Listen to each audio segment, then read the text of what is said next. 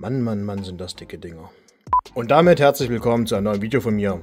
Heute stelle ich euch hier, wie ihr sehen könnt, ein kontroverses Fahrzeug, glaube ich, vor. Und zwar ist es der BMW i7 aus dem Jahre 2022. Das Modell ist ganz neu rausgekommen von Mini-Champs in der Dealer-Edition von BMW. Und der sieht zwar schwarz aus, aber ist in Grau. Wenn man genau hinguckt und gut beleuchtet ist, ja, es ist gräulich. Aber es sieht eher so, ich sag mal so, schwarz, helles Schwarz. Sieht auf jeden Fall sehr gut aus, passt. Ja, kommt auch sehr gut mit den Chromlinien zur Geltung und der hellen Innenausstattung, die wir uns aber gleich angucken. Ja, schauen wir uns erstmal wie immer die Front an und wir können sehen, ja, nichts Auffälliges. Okay, doch ein wenig. Und zwar diese, wie ihr sehen könnt, sehr dünnen Lichtschlitze. Ja. Sieht sehr interessant aus. Ja. Und ja, natürlich, ich habe es verstanden, die Nieren. Das ist das Markante hier von diesem Fahrzeug. Diese abartig großen Nieren. Und jetzt Vorsicht, ich muss dazu sagen, eigentlich war ich überhaupt nicht angetan von dem Wagen und gedacht, auch wo das vor Jahren schon kam, BMW spinnt, warum machen die solche riesigen Nieren? Bei diesem Auto muss ich sagen, geht's eigentlich noch.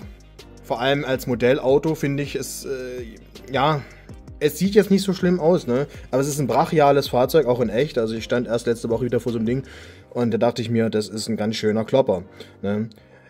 Ein bisschen Rolls-Royce ist drin.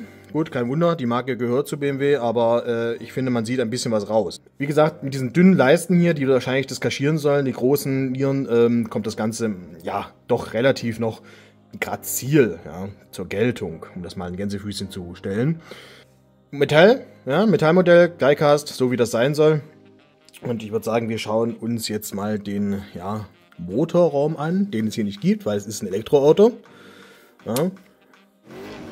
Und wie Sie sehen können, sehen Sie nichts. Ja, meine Frage wäre jetzt, was ist denn da drunter, wenn das ein Elektroauto ist? Das müsste ja ein sogenannter Frank sein, ne? Tja, keine Ahnung. Wenn ihr das wisst, schreibt es gerne in die Kommentare.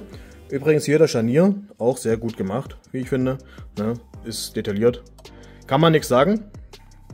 Unter der Motorhaube ist übrigens ein kleiner Nippel hier unten. Hier. Da kann man die Motorhaube aufmachen. Wetter. Aber es geht auch so, sage ich mal. Die Seite des Fahrzeugs bzw. des Modells ist sehr, sehr elegant gehalten. Finde ich trotzdem auch, ja, wie gesagt, dieses relativ große Fahrzeug hat BMW doch ganz gut gelöst, dass es nicht zu wuchtig rüberkommt. Die großen Felgen spielen sicherlich auch eine Rolle und vor allem auch dieser, ja, sehr, sehr, ja, große, verchromte Hofmeisterknick. Ich sag mal, der lenkt ein bisschen von der Größe des Fahrzeugs auch ein bisschen ab, ja. Ansonsten, wie gesagt, sehr, sehr detailliert bzw. auch elegant gelöst, das Ganze. Panoramaglasdach haben wir übrigens auch noch, ne? Und wir schauen uns jetzt mal das Heck an. Das finde ich auch nicht so schlecht, ne? Auch hier sehr grazile Linien eigentlich, ne? Dünne Lichtstreifen quasi oder Rücklichter. Hier kann man noch sehen i7 und das klassische BMW-Logo. Und hier unten, ja, Auspuffendrohre sind natürlich keine vorhanden. Wir schauen in den Kofferraum.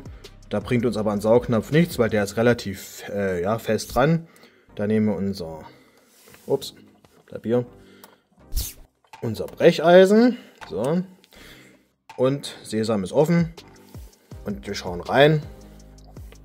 Hier alles mit Stoffimitat ausgekleidet. Ja, selbst hier oben am Kofferraumrand. Das gefällt mir sehr, sehr gut. Und hier links und rechts auch. Das ist auf jeden Fall gut gemacht. Was nicht so gut gemacht ist, ist, was da drin liegt. Ja. Ihr werdet euch sicherlich wundern, was das ist. Ja, hier, wie ihr sehen könnt, das ist wohl die BMW-Welt. Ja, das ist der Bildschirm des TVs, der hier im Auto eigentlich verbaut ist. Ja, ich leg den mal wieder hier rein. Der war bei der Lieferung leider ab. Ja. Der Kleber hat wohl nicht gut gehalten, das ist schade, deswegen kommt er auch wieder zurück. Ist die Frage, ob das bei anderen Modellen auch so ist, ne? Aber wir schauen jetzt mal rein. Ja. Das ist natürlich sehr schade. Ne? Hier oben ist ein Bildschirm und da sollte das eigentlich dran hängen. Ne? Das zeige ich euch aber gleich. Ich hoffe, ihr könnt was erkennen. Ja. Hier klassisch, ja, schön weiß gehalten das Ganze. Weiß-schwarz, sieht sehr gut aus, elegant. Ne? Sehr detailliert auch gemacht. Ne? Die Türen, ne? Türtafeln. Auch sehr gut. Hier ist der Innenraum des Fonds und hier oben können wir auch sehen, ja, der Bildschirm ist schwarz, den haben wir gerade in der Hand gehabt. Ne? Fußraum ausgekleidet mit Teppichimitat, das sieht sehr gut aus. Und ansonsten, ja, da gibt's nichts zu meckern. Das Modell ist wirklich sehr gut gemacht, ne? Bis auf, wie gesagt, den losen Bildschirm. Tja, wer da jetzt schuld ist, ob die Hersteller oder der Lieferant, das kann ich jetzt nicht sagen. Kann passieren, soll natürlich nicht passieren. Was sagt ihr zu dem Fahrzeug? Ne, ich finde das Modell, wie gesagt, ziemlich solide.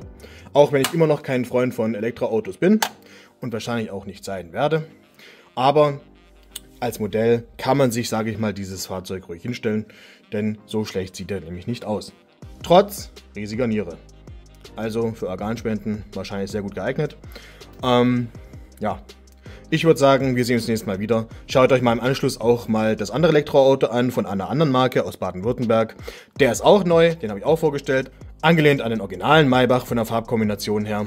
Und ja, wir sehen uns nächstes Mal wieder. Macht's gut. Bis dahin. Ciao.